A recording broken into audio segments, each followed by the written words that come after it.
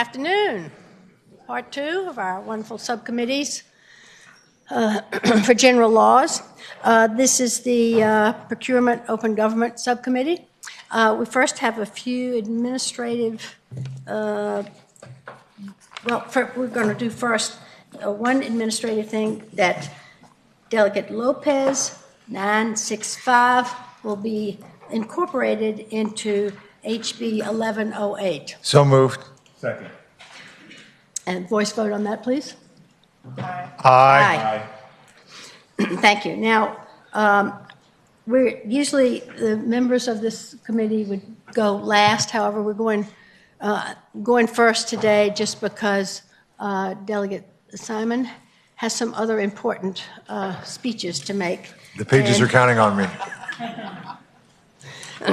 So, Delegate Simon, turn that over to you. All right, so we're going to take up House Bill 1108 from Chairman Carr. Chairman Carr, you want to present here from the your desk, your seat? Yeah, is that all right? That's fine with me. Go ahead, Madam Chair. Thank you. Thank you all for being here. I want to thank everyone for being here. I'm going to spend a little time on this. Hold your seats because it's going to take a little time. But it's a very important bill, and it represents a lot of work from a lot of different folks. And we've come to a good consensus. And also, for those of you who don't know as much about procurement, it's another little segment of learning for you. Mr. Chair, members of the subcommittee, I'd like to first move the substitute, which reflects extensive conversations with all stakeholders. It's been moved and second. We adopt the substitute. As many as favor of that motion will say aye. Aye. Those opposed, the substitute is properly before us. Delegate Carr. And I believe that's online already. The goal of 1108 is to create more fairness, better competition, more transparency with construction management. I'd like to provide some background. Traditionally, public buildings were procured through a project delivery method called design, bid, build. The public owner hired an architect or an engineer to design the building and create plans. Those plans were then sent to bid, and contractors submitted sealed bids according to the plans. Over the last 20 years, alternative methods have emerged. These new methods shift risk from the owner to the contractor. One of the more popular alternatives is called construction management at risk. This is where the public owner hires a construction manager, often a contractor, for pre-construction services in the design phase of the project. The involvement of the CM earlier in the project shifts risk from the owner to the contractor. This is especially useful for complex projects. The current statute governing the use of alternative delivery methods was passed in 2017 after years of work and compromise. Including in it are subsections pertaining to state agencies, higher education, and localities that describe when alternative delivery methods could be used. The bill passed in 2017 mandated annual reports from DGS on the use of alternative methods. And the data shows that the statute is working as intended, and there have been less than a handful of instances where there was disagreement in the project delivery method. However, members of the contracting community have raised some concerns about fairness and transparency in the use of alternative delivery methods. The DGS Public Procurement Work Group, which I helped establish a few years ago to study changes to complex procurement statute, studied these concerns in the off-season. The work group produced a report that made 5 recommendations for changes. Following the completion of that report, a group of stakeholders involved in this issue used the work group recommendations as a starting point to create a broad consensus bill. There are some recommendations which were not unanimous among work group members and with which several key stakeholders had major concerns. As session began, we continued working on this broad consensus bill, combined it with ideas in a similar piece of legislation from Delegate Sickles, and ultimately arrived at the compromise we have before you today. The bill represents a tremendous amount of compromise among all parties, contractors, institutions of higher education, localities, and others involved in construction procurement. That being said, the bill before the subcommittee does the following. Stipulates design, bid, build, DBB, as the default method of procurement. Prohibits the public owner from considering previous CMDB experience as a factor in scoring CMDB projects. Requires public owner to provide scoring criteria to an unsuccessful bidder on request. Allows public owners to post subcontracting opportunities on EVA. Requires all procurement docs be posted on EVA. Requires DGS approval of the procurement method for state agencies. Requires DGS approval of the procurement method for higher education with an appeals process for the rare times that they disagree. If project uses non-general funds, the covered institution seeks approval contrary to the DGS opinion by a vote of the Board of Visitors. If the project uses general funds, then it is subject to a threshold. Projects over $65 million go to the BOV, the Board of Governors, and projects under $65 million go to the 6-year Capital Outlay Plan Advisory Committee, i.e. called the six-pack. This bill also requires a public vote by a local public body in the instances of localities, and adds additional information about project complexity to the required annual DGS reports. Finally, the bill includes an enactment clause that directs the Department of General Services, with the assistance of House Appropriations and Senate Appropriations and Finance, to assess the implementation and administration of the changes we are making with this bill. The report is to be given to the General Assembly in 2029. This enactment clause serves as a set of expectations that we will not continue to change this section until we have several years' worth of data to instruct any such changes. I hope the subcommittee will look favorable upon this legislation. Thank you, Delegate Carr. Are there any questions from members of the subcommittee for the bill patron at this time? If not, we'll take testimony from anyone here who's in the audience that would like to speak in favor of the bill.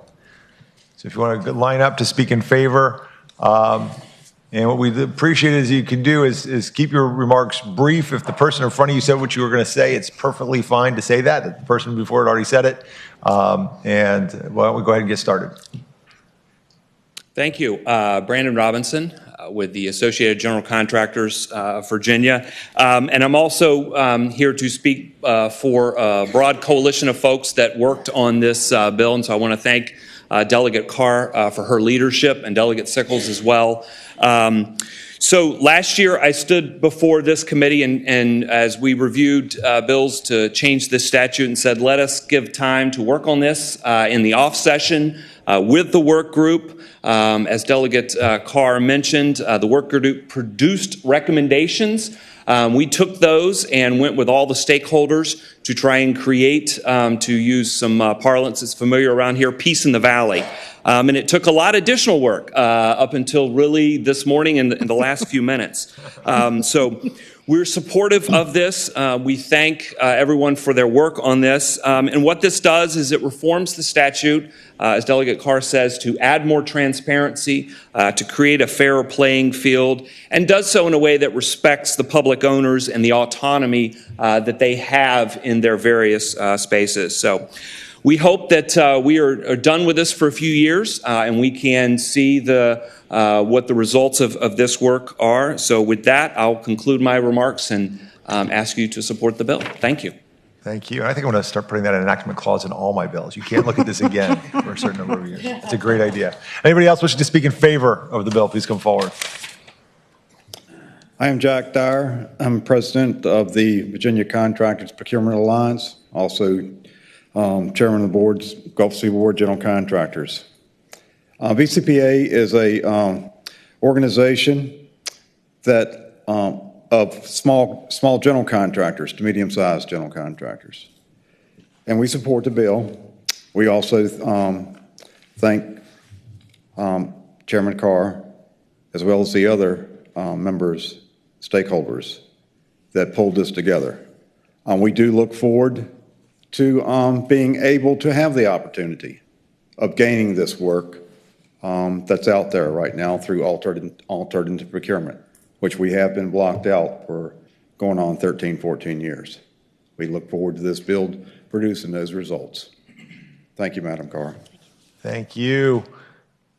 Again, please don't move forward and state your name and your position on the bill. Yeah, I'm Tony Biller. I'm the CEO of Nielsen Builders in Harrisonburg.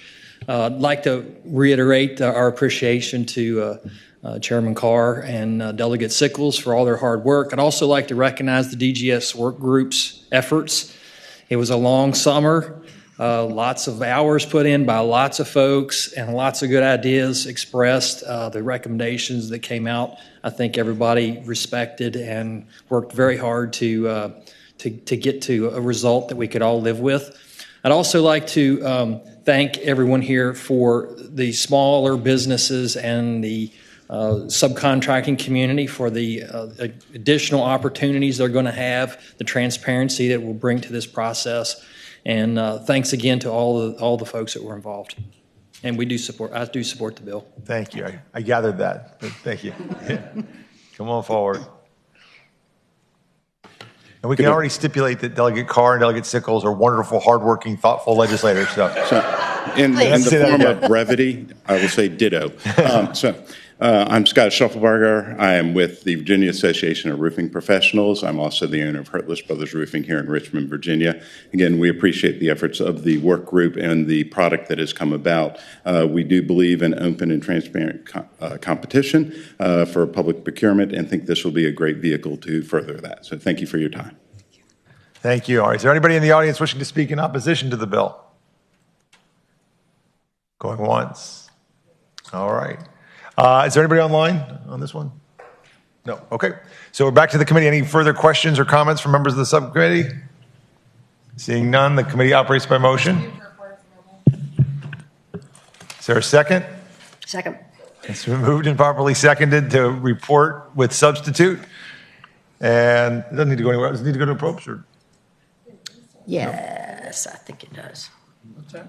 Needs to go. Did you get a message to go to appropriate? Oh, I'm sorry. Yes, it does. That's what I thought. I thought it might. All right. So I heard the motion I heard was to report with substitute and re-refer to the Committee on Appropriations. It's been properly seconded. The clerk will open the roll in just a second.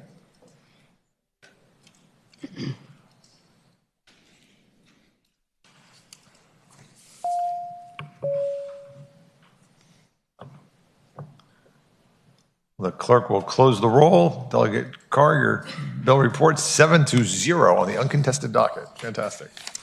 And you have another bill that you want to do this as long as I've got the gavel? Yes, please. All right, House Bill 1113. Yes. Mr. Chairman, members of the subcommittee, HB 1113 updates the limits on job order contracting to reflect rising costs as well as to promote this highly efficient form of procurement.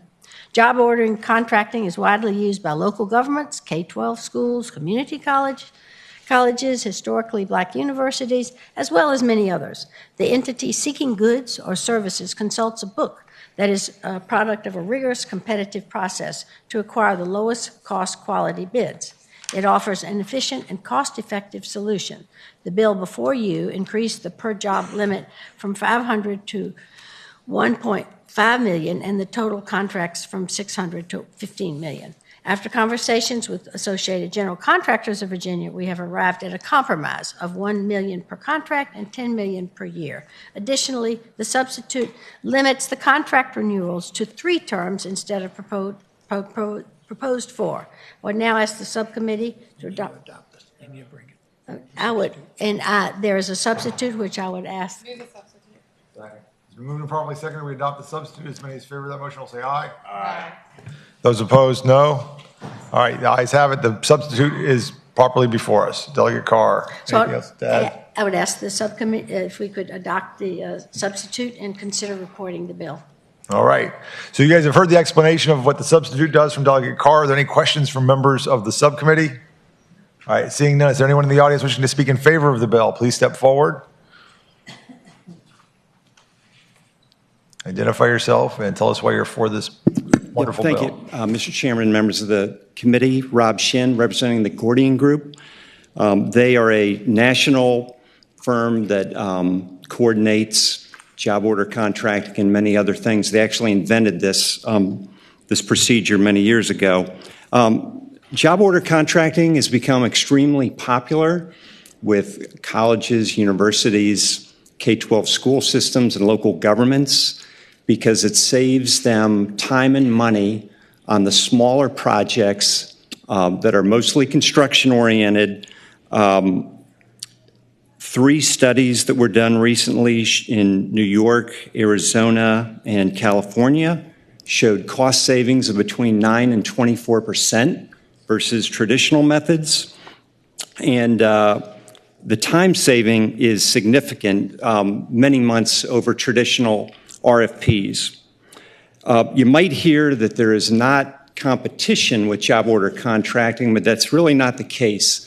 It's just done at the front end of the process with a competitive procurement to get those contractors who submit prices on a per unit basis that becomes the basis for the procurement officers to get the services when they're needed.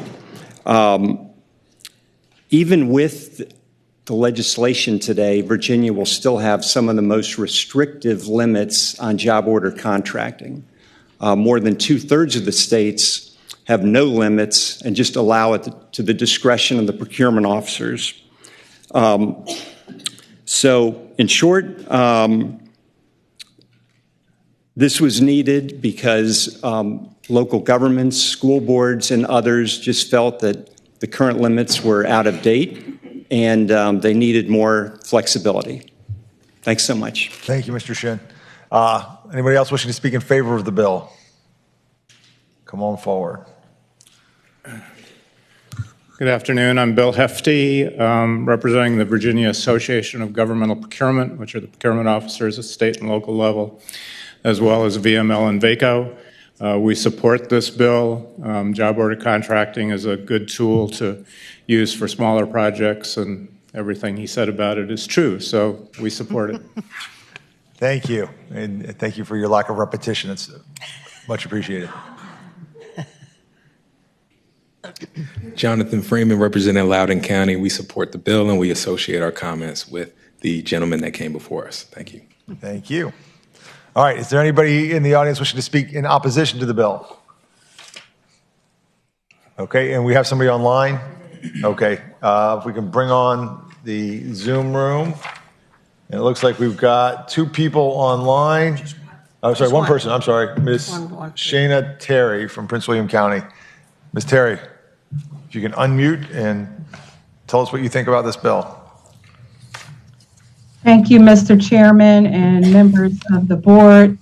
Shana Terry, Chief Procurement Officer for Prince William County. The county supports House Bill 1113.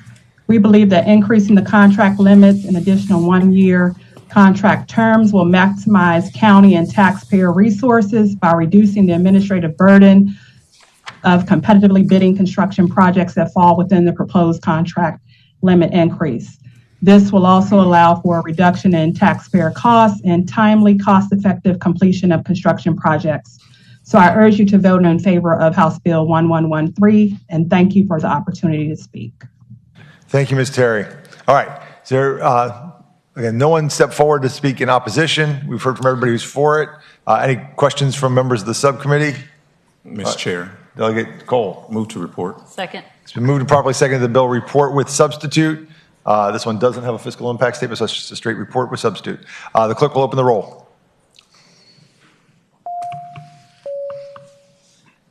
The clerk will close the roll. Chairman Carr, your bill report 7-0. Another one on the uncontested docket. Thank you very much. Thank you, Mr. Chairman. You can have your gavel back. Thank you.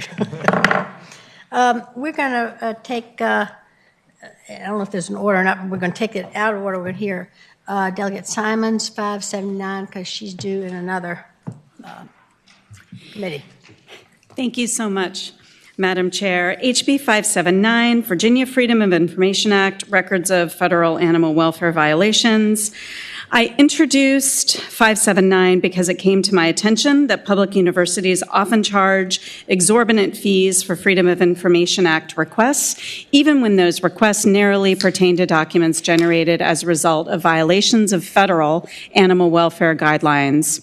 Affordable access to records pertaining to violations and guidelines is critical because failure to comply with these laws often signifies instances where animals have been treated very unethically.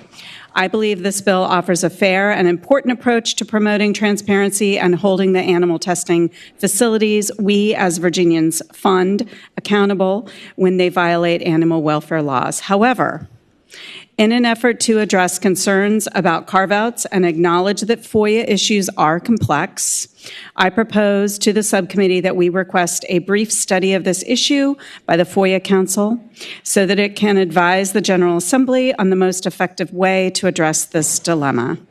So I would ask that the bill be referred to the FOIA Council. Chairman Uber Chair. Madam, I didn't want to preempt any other further discussion, but I have a motion when you're ready. All right. Anyone have anything? Any committee members? Anyone in the audience have anything to say? All right. Mr. Chairman. Madam Chair, I would move that we gently lay on the table and request the FOIA Council to look at the matter. Second. Thank you. Thank you, Madam Chair. So that if everybody go to the board. 579.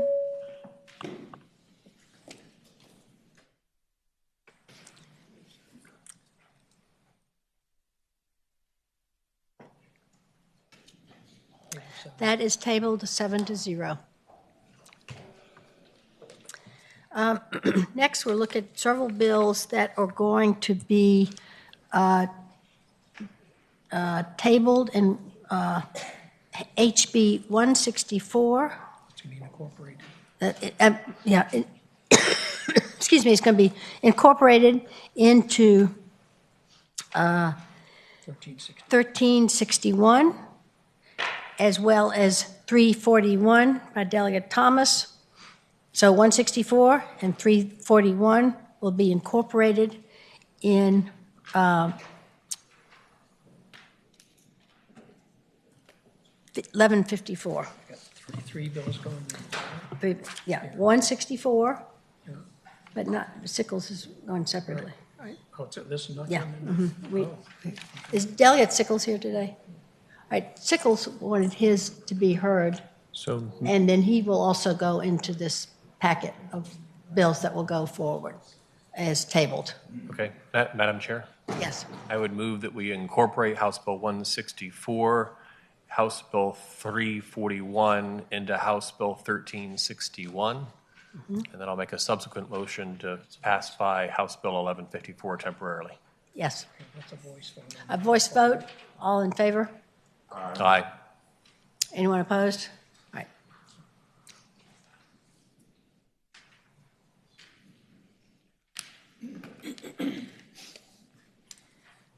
Delegate Hope.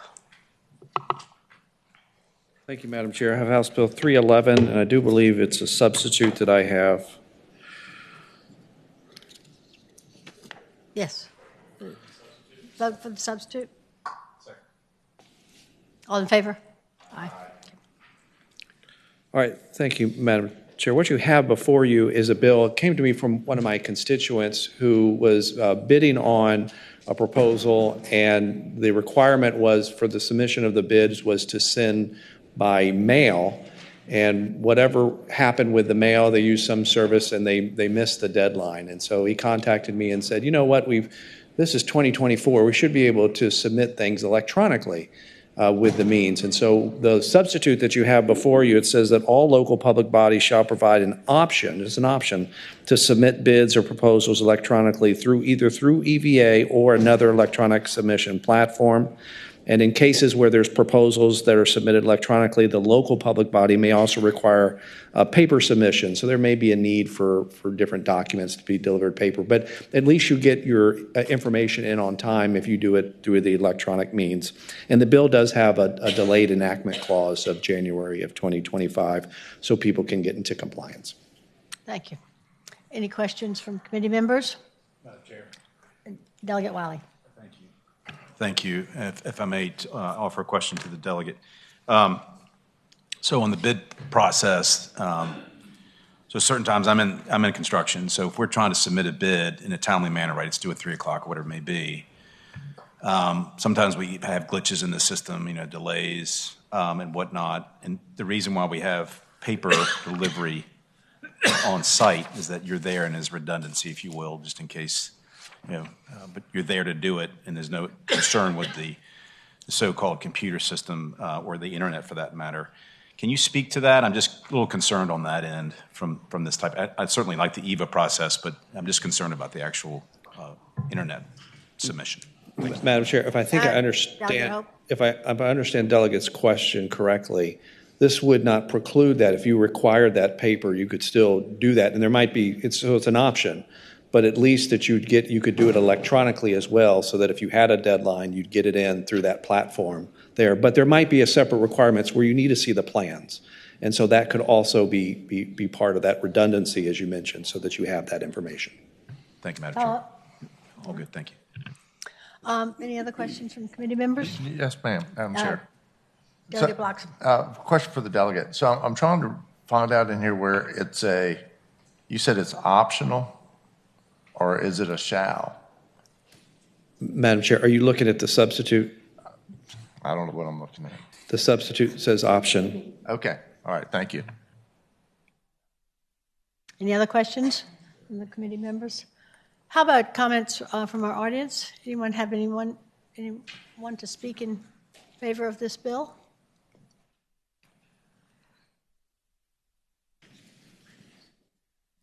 Bill Hefty, Virginia Association of Governmental Procurement, and also VML and VACO. We worked with Delegate Hope on this bill. We agree that in this day and age that you should be allowed to have electronic submissions. The delayed effective date is to just make sure that smaller localities can do that. But it's already there for the state, so the state has to do that. So this is just putting localities in the same position as the state is right now. Thank so you. We're supportive of it. Thank you. Any other comments in favor? Just one comment about the EVA system, because I also use it.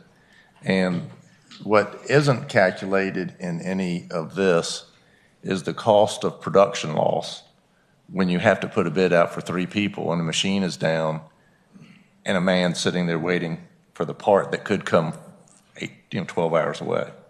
So I mean, EVA to me isn't the panacea that everyone talks about. To me, it's a real pain when you're trying to fix equipment.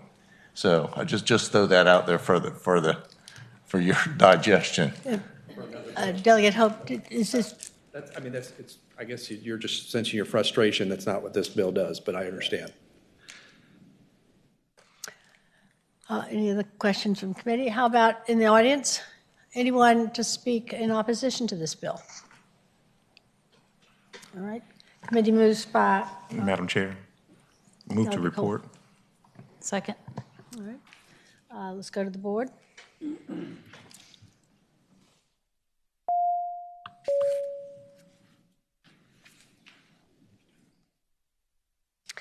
Delegate Hope, your bill reports 6-0. Thank you, Madam Chair of the subcommittee.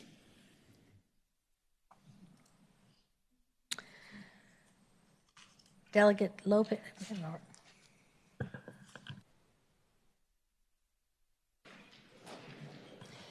Delegate Lopez has requested that his bill 965 be incorporated into 1108, which we just passed. We did that. Oh, we did. Yeah, that's right. Delegate Kent, 1378. Thank you, Madam Chair. I am here to speak about House Bill 1378, and I have an amendment that I'd like to move. All right.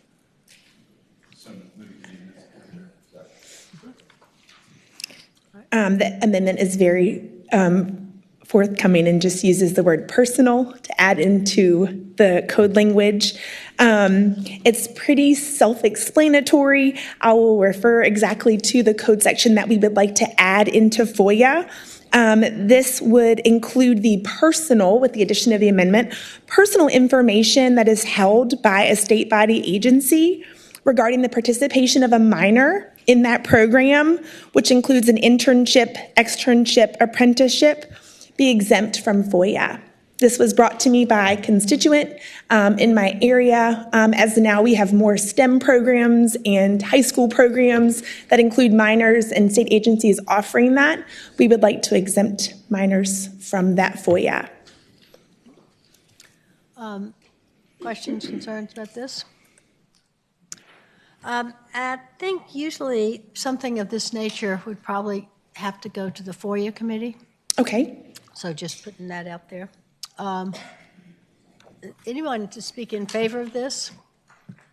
Anyone in favor? Thank you, Madam Chair. Megan Ryan with the Coalition for Open Government. We just wanted to thank the delegate for amending this bill because as it was originally written, it was going to cover both administrative records and individual records. We knew that's not what she wanted. She was very amenable to fixing this, and we're okay with it. All right. Hear testimony. Anybody in opposition to this bill? All right. Madam Chair. Delegate Cole. Point of order, would it be proper to gently lay the bill on the table with a letter to the FOIA Council? Yes, if you can hold that, please. I have two people who need to speak. Delegate Wiley. All right. Delegate Bucks. All right. All right. Delegate Cole. Madam Chair, I would like to gently lay the bill on the table with a letter to be sent to the FOIA Council so that we can hopefully get this moved forward. Thank you. Second? All right. Let's go to the board.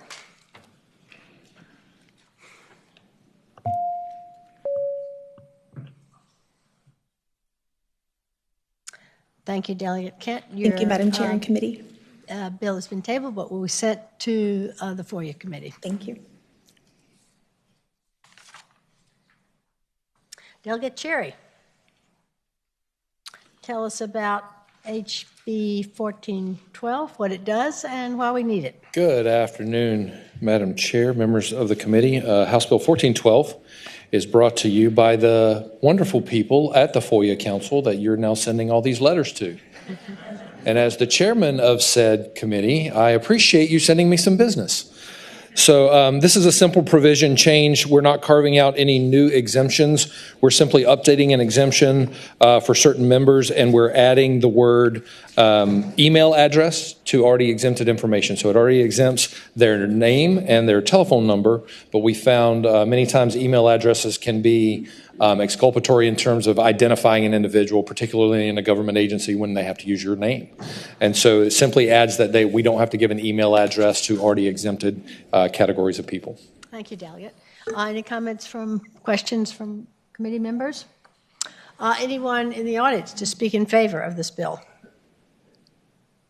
Anyone in opposition? I took a poll, they didn't. I do have counsel from the FOIA Council here, our lawyer from the FOIA Council is here, if anyone does have any technical questions. Thank you. Let's go to the board.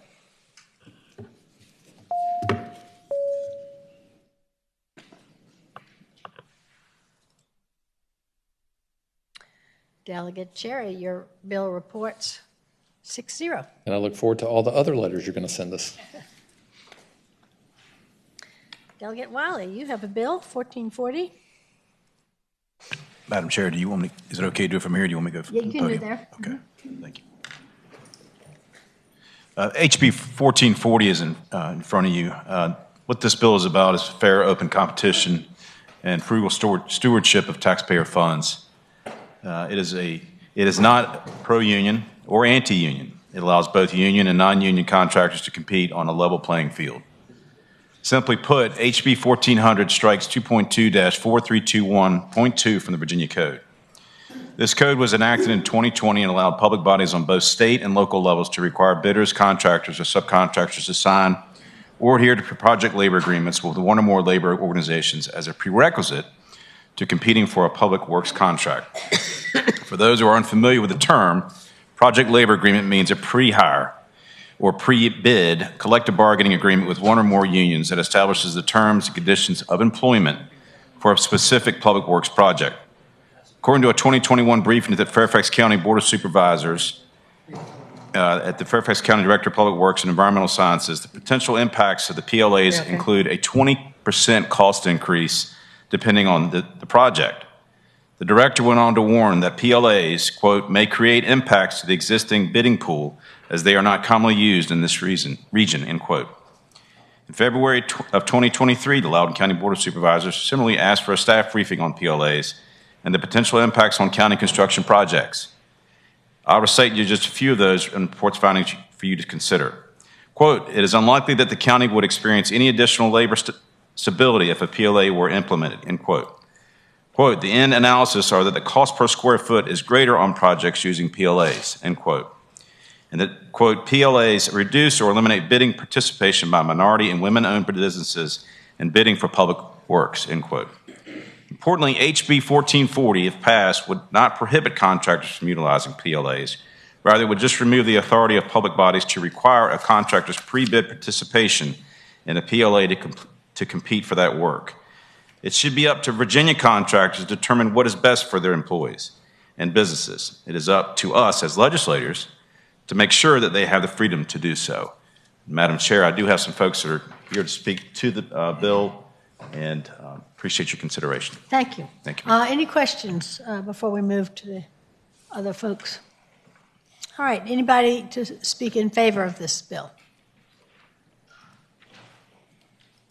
Good afternoon, Madam Chairman, Madam Chairwoman, and committee members. I'm Patrick Dean of Associated Builders and Contractors, the Virginia chapter, and I thank you for allowing me the time to speak today. ABC Virginia supports HB 1440 and the repeal of any state or local government's ability to use project labor agreements and any procurement of any and all construction services. A few things I want to point out. PLAs currently when in use, effectively eliminate 95% of a construction workforce in Virginia. Only 5% of the workforce right now is union. It also eliminates the non-union and merit shop contractors in the state of Virginia from bidding on those projects. Project labor agreements are discriminatory as its basic concept is to eliminate non-union workers and the companies from bidding government-funded projects. Using state and local tax dollars to prop up such a small part of the overall construction workforce makes no sense to the members of ABC Virginia. And when you eliminate the competition, the prices definitely go up. And PLAs will attract and require out-of-state contractors because the local contractors in Virginia will not sign project labor agreements. PLAs also provide us with a great example of wage theft, which has been popular the last 4 years in Richmond. If a non-union contractor enters into a PLA, he has to pay the union dues for his employees along with contributing the required amount for each employee to the union health and welfare funds, and the employee sees no benefit from these because you will not have the required hours to qualify for the benefits. Those benefit dollars should be going to offset the company's benefits costs or into the employee's paycheck. In order to keep the employee's benefits in place, the contractor ends up paying twice, which makes those companies non-competitive. One other mandate that typically comes in with the PLAs is the subcontractor shall hire tradesmen from the local union hall if available. This may sound simple, but contractors are reluctant to start a new job with a workforce they are unfamiliar with. And last thing I would like to say is every construction job is unique and inherent with challenges and risk. The owner's risk is financial. The general contractor and the subcontractors take a financial risk along with risking their reputation, their insurability, and the safety and welfare of all their employees while being the one who has to guarantee the quality of the construction, delivered on time within budget, and deliver it safely. All three of these parties have skin in the game, and labor has none. That's all I have to say. Thank you for your time. Thank you. And if the other, as you all step up, if you have anything that's repetitious, you can just say ditto, unless it's something different. Thanks. Okay, thank you, Madam Chair. Ditto. No, I'm just kidding. I'm Dan Buckley. I'm with Garney Construction. We are a wastewater contractor. That's all we do. We don't do civil heavy highway. But in Virginia, we have over 100 tax-paying employees, and we perform just around $500 million worth of work for utility entities within the state. We recently received a request from Fairfax County to pursue the Acatine Pump Station project. It is approximately $60 million project. However, it has a PLA, mandatory PLA tied to it. Since we self-perform 80% of our work with our own employees, that would mean we would have to replace our employees with union workers. That doesn't make sense for our business model, nor does it make sense for, I think, the majority of the businesses in Virginia, contractors that have, I'd have to say, for a century, built the businesses on self-perform models. So we declined the PLA for Accutink. It has come to my attention that the firms that have been accepted are out-of-town Nebraska, New Jersey, and Chicago firms that will be shortlisted on that project. They are all union-based firms. So that's all I have to say. Thank you very much.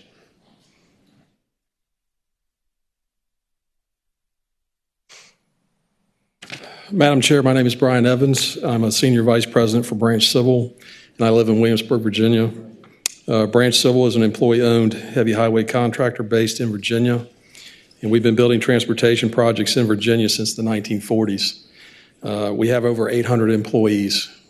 We are in support of House Bill 1440 for a number of the reasons that were already presented, but also we feel like we should have the opportunity in Virginia to bid on projects without being forced to, first off, we can't participate in the PLAs based on how we're structured today. We believe that many local firms, such as ourselves, and many of the disadvantaged firms will not be able to participate.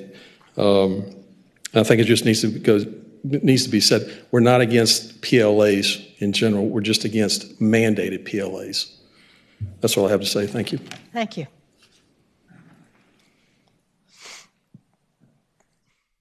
James Turpin, representing the Independent Electrical Contractors Chesapeake, and we support the legislation. Thank you.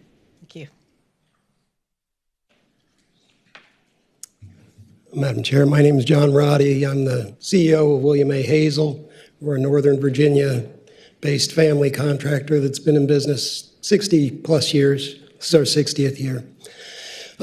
We are going to withdraw from two projects that we would have normally pursued, both in Northern Virginia that have PLAs attached to them.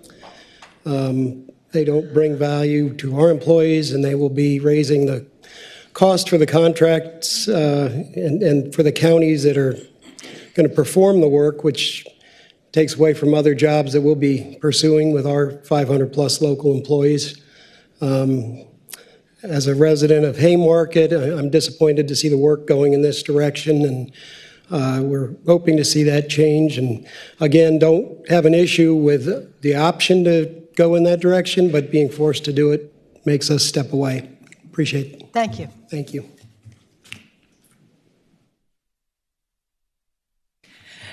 Good afternoon, Madam Chair. My name is Deborah Harvey. I'm here representing the Heavy Construction Contractors Association. I'm also a resident of Fairfax, Virginia. The Heavy Construction Contractors Association is a trade association representing more than 180 member companies, employing over 40,000 Virginians. Virginia already has strong worker protections in place. We have prevailing wage laws, and we are the fourth highest work safety state in the union, according to OSHA statistics. Our contractors bring in projects on time, on or under budget already. By permitting public bodies to mandate project labor agreements on public projects, those public bodies are excluding nearly 96% of Virginia workers, as the Bureau of Labor Statistics have recently released the fact that only 4.3% of Virginia workers are members of unions. These public bodies, by requiring PLAs, are excluding those Virginians from working on public projects. I urge you to approve House Bill 1440 to support Virginia contractors and Virginia workers. Madam Chair, my name is Jason Stanford, and I'm president of the Northern Virginia Transportation Alliance. We're a nonprofit organization focused on improving transportation in Northern Virginia. You've just heard from a number of contractors in our region about the impact that this mandate has on just competition and the price of projects. It's an old adage in transportation that there's always a greater need for transportation funding than is available. And the result of this mandate is that there will be fewer transportation projects that are going to be completed within our region. So we support the bill. Thank you. Thank you. Good afternoon, Madam Chair. My name is Tom Witt. I'm with the Virginia Transportation Construction Alliance and represent nearly 300 contractors, consultant engineers, designers, inspectors, and aggregate producers here in Virginia. I'm not going to echo all the very good points that were made prior to here at the wish of the chair and the committee, but I do want to point out that this mandated PLAs do have also an adverse or disproportionate effect on small and minority businesses. They do not normally have the resources that can pursue that kind of work or arrangements through negotiated labor agreements. This particular bill restores what I would consider as good public policy and a protection of the public dollars. Thank you for your consideration. Thank you. Madam Chair, Matt Benka, representing Terra Site Constructors in Northern Virginia. We're a very large, heavy civil company in Northern Virginia, and we fully support this bill. Thank you. Thank you. Brandon Robinson, Associated General Contractors of Virginia. For all the reasons stated, we also support this bill. Thank you. Anyone else to speak in support of the bill? Anyone in opposition? You've got one remote. We have one, sorry, we have one remote. Jeff Beam to speak on 1440. Jen, in there. All right, come ahead, sir. Madam Chair, members of the committee, my name is Kirk Jones. Today I'm representing the Virginia AFL-CIO, and we are opposed to this bill. I listened to the previous testimony, and I do have two examples of construction projects that have been completed.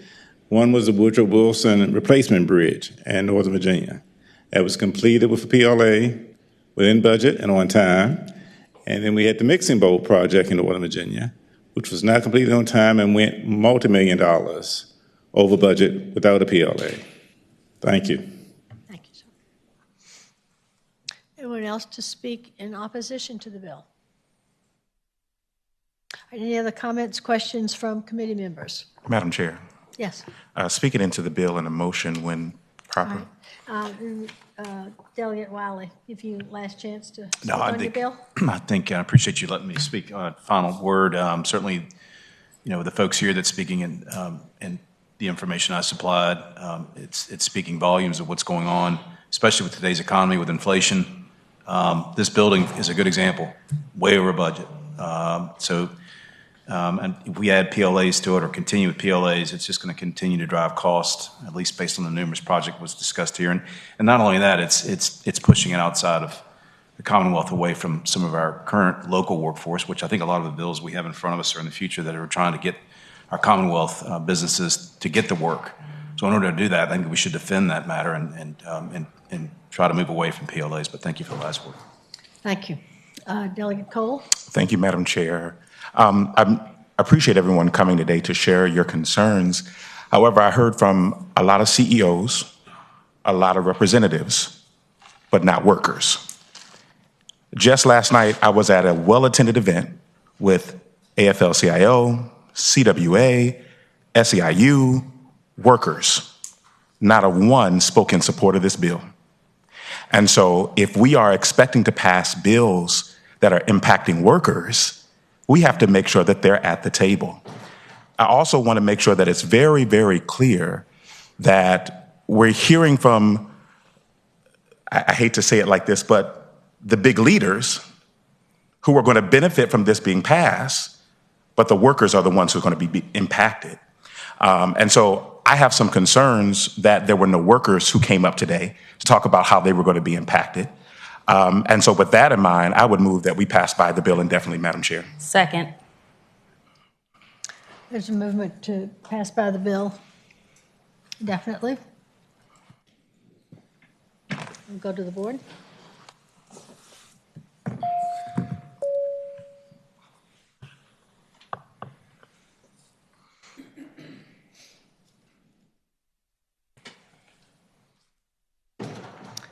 Thank you, Delegate Wiley, for bringing this. Thank you, Madam Chair. All right. We have one bill, Delegate Higgins. Thank you so much for your patience. You're up now.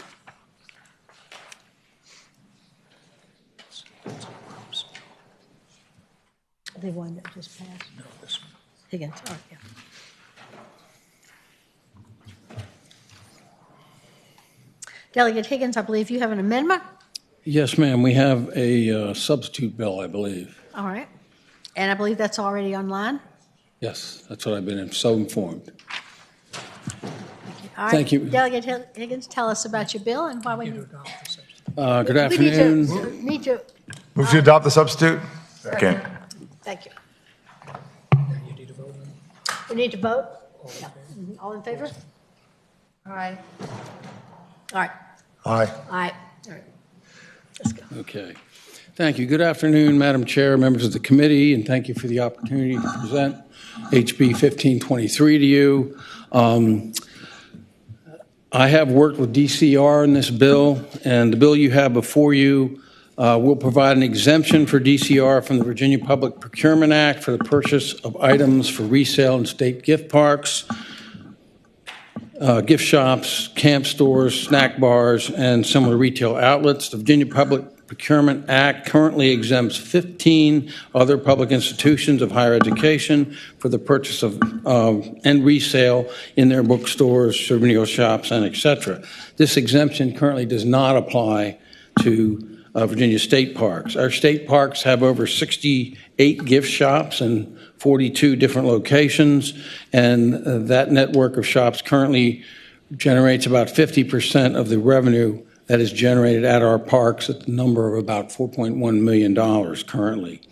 The agency will be able to procure goods more effectively for retail, including vendors that are not currently participating in the state procurement system. This could open opportunities for small businesses that do not currently participate in that system. This will lead to increased gift store sales and more money to support our state parks without any additional tax revenue or state funds. The substitute version of the bill before you grants DCR the ability to operate competitively, reduce operating expenses, and maximize non-general fund revenue generation through the procurement of goods for resale. This is a common exemption granted to similar situated agencies operating retail stores. Limits to the exemption to purchase up to and include $200,000, requires the Board of Conservation and Recreation to adopt a policy governing exempted purchases and specifies certain items that need to be addressed in the policy consistent with previously passed legislation. It removes provisions in the introduced bill related to establishing funds for the National Heritage Pro. Since my time on the Board of Supervisors in Loudoun, I've been very involved in conservation and preservation efforts, supporting our natural resources and parks at the county, regional, and state level.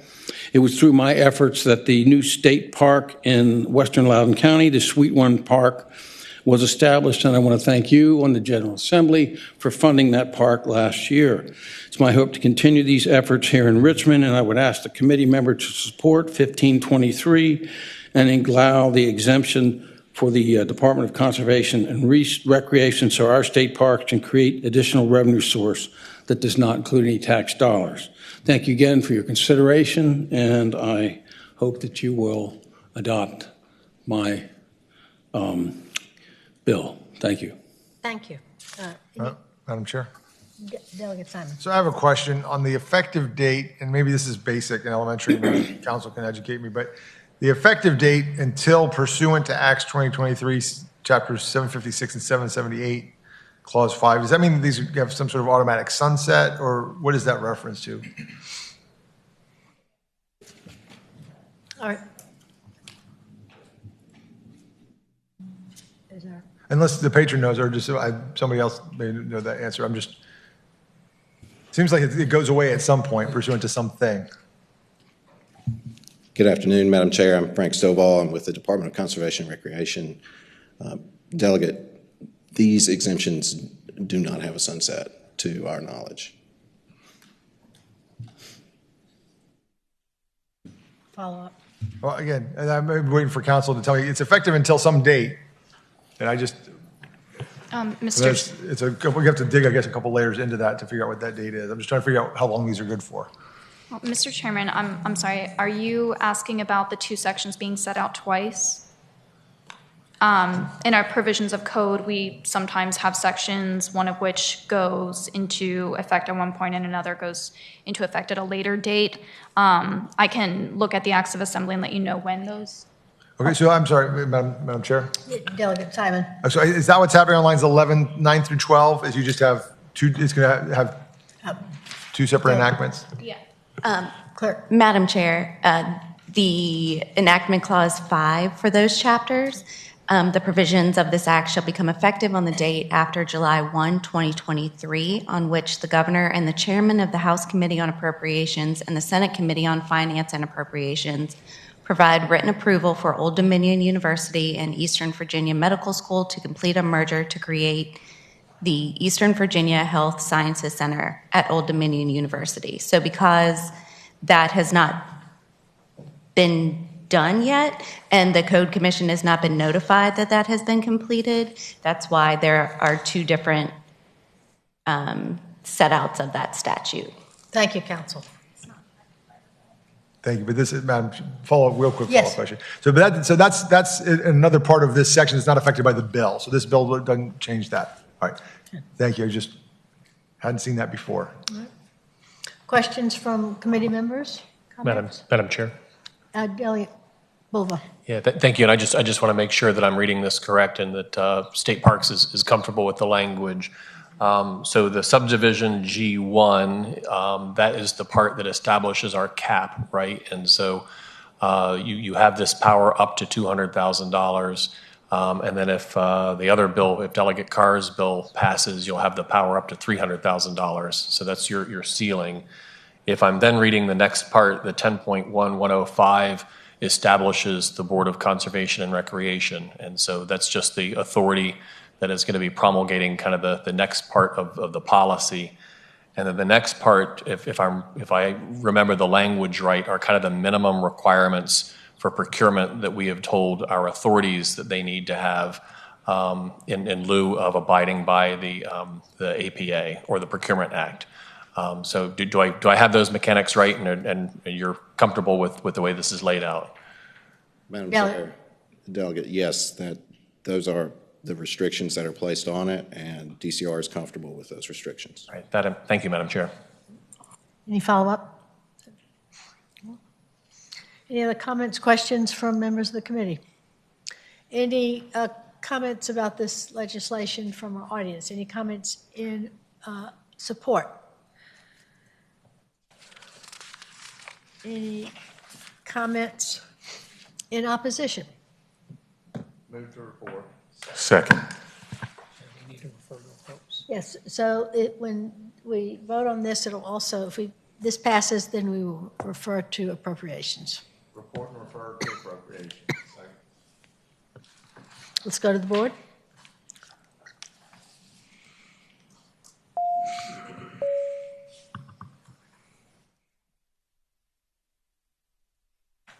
Thank you, Delegate Higgins, for bringing this. Your bill passes 7-0. And it will Thank go you, Madam to Chair, appropriations. members of the committee. Thank you very much. Thank you.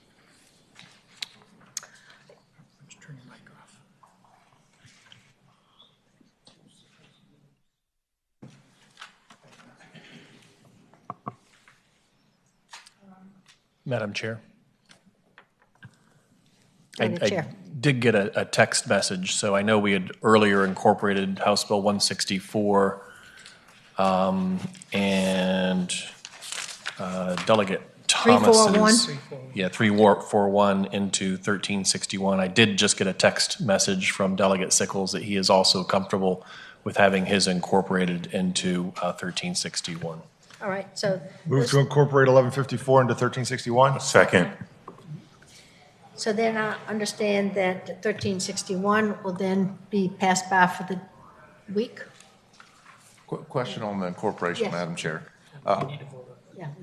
The way, when you say incorporating, we're taking 1361 as it's written as the vehicle going forward. That's correct. Thank you. Yeah, we need to vote on the incorporation for all these. No, just the one. For Sickles. Can I, 1154. Second, all in favor? Aye. now we will go to the board. We don't need to pass by That's a voice 13. vote. All right, we're going to pass by That's a that. voice vote. That's a You need voice to vote. on that Move to too. pass by. For the week, 1361. Move to pass by 1361. 1361 for, all right, all in favor? Aye. Anyone opposed? All right. Okay, now you got Now we have one, 1191. 1191, Delegate Sickles was incorporated in 1113. So we vote, Oh, you want to incorporate? yeah. Mhm. Oh, no, sorry. I was wrong with that. Delegate Sickles lay on the table, 1191. His bill essentially will go into 1113. All right. So we're going to table Delegate Sickles, 1191. Move to gently lay Delegate Sickles' House Bill 1191 on the Very table. All in favor? All in favor? Aye. That's a recorded vote. All right, this is a It's recorded a vote. recorded vote. Lay on the table.